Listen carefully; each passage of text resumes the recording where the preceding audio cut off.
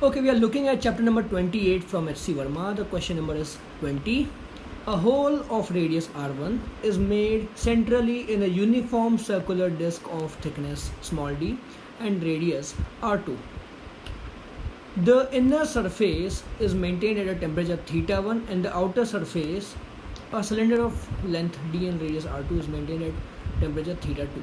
Okay, so here you can see your cylinder or the disc. The disc has thickness d and there's a hole in the disc, right? This white color is the hole.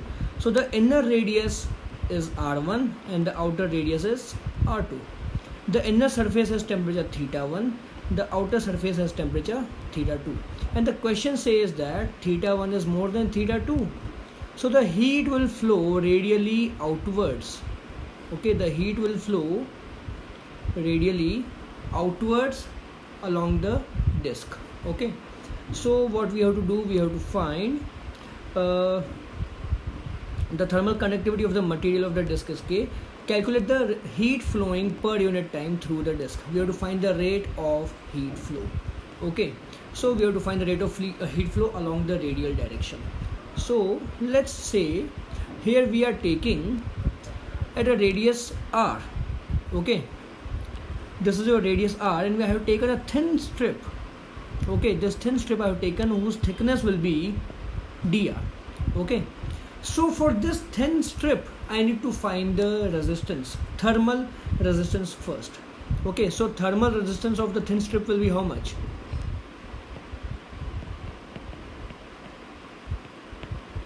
dr. Okay, so it will be given by length upon length divided by conductivity and divided by area.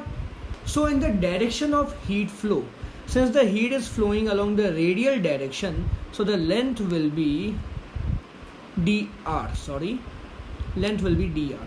Okay, divided by conductivity of the material is given to be K and area will be how much. So how to find this area? So the circumference over here is how much? Circumference will be 2 pi r.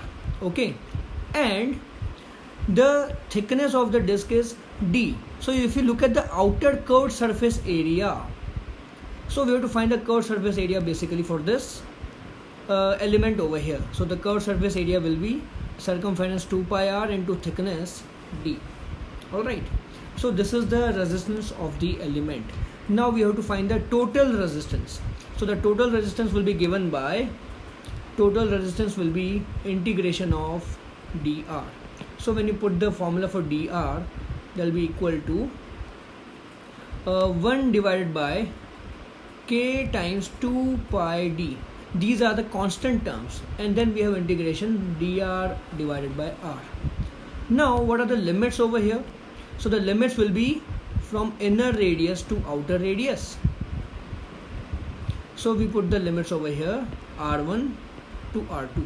When you simplify this, you will obtain 1 by K times 2 pi d logarithm of r2 divided by r1. This is the thermal resistance offered by the disc in the radial direction. Now it's very easy to find the rate of heat flow. So the rate of heat flow,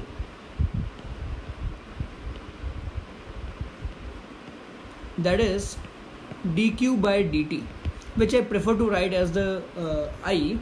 It will be given by temperature difference divided by resistance. So temperature difference will be theta1 minus theta2 divided by resistance. So put the value of resistance over here.